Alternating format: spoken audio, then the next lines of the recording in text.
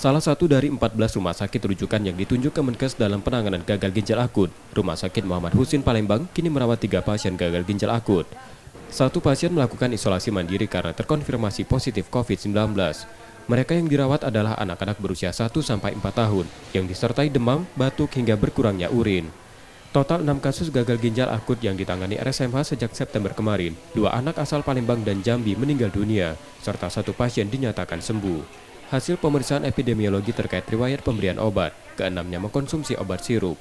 Sebagai mitigasi, RSMH menyiapkan tim khusus, dokter anak, instalasi hemodialisa, pemeriksaan toksikologi hingga farmasi, yang saat ini menggunakan obat tablet dalam penanganannya.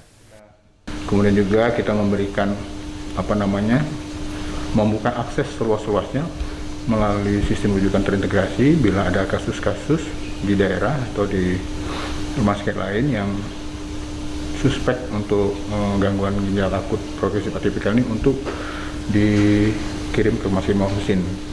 Kita juga sudah mempersiapkan instalasi hemodialisa, kemudian juga perawatan intensif untuk anak-anak atau PICU. Jadi kita memberikan tempat kosong, jadi dikosongkan tempatnya sehingga kalau ada pasien-pasien yang terindikasi untuk dirawat di intensif, kita sudah bisa melakukannya gitu.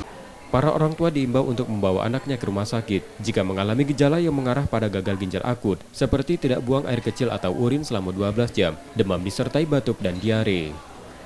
Reski Oktora, Rizky Nurmizan, Kompas TV, Palembang, Sumatera Selatan.